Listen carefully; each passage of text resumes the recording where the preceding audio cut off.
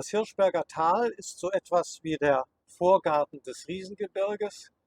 Man blickt auf die Silhouette des Riesengebirges mit der Schneekoppe und davor befindet sich eben eine liebliche Landschaft. Diese Landschaft ist Ende des 18. Jahrhunderts von Malern, Dichtern und Kulturreisenden entdeckt worden. Dort gibt es an Malern sind zu nennen Caspar David Friedrich, Ludwig Richter, Goethe ist hier gewesen, Theodor Körner, der Dichter der Freiheitskriege, Theodor Fontane und John Quincy Adams, der Reiseberichte aus Schlesien geschrieben hat, 1805.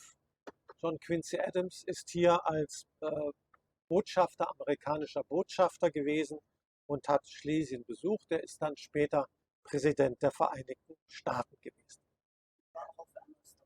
Und der war auch auf Wernersdorf, wie mir zugerufen wird.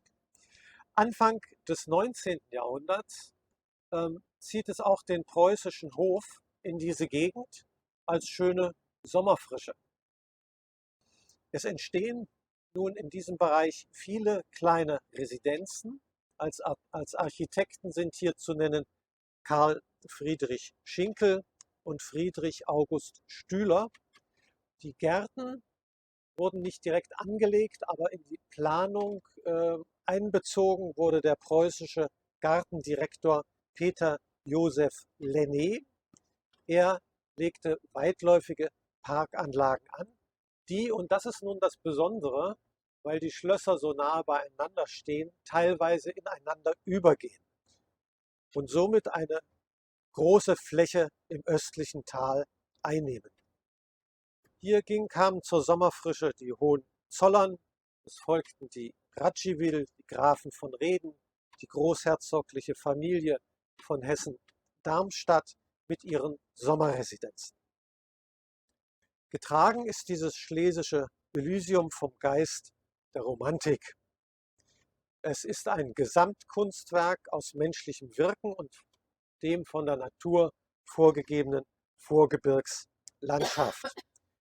Diese Gegend, diese Gärten sind überreich an Baudenkmälern, Kunstschätzen und natürlich auch einer landschaftlichen Schönheit. Dieses Elysium gilt als eine der bedeutendsten geschlossenen Parklandschaften Mitteleuropas.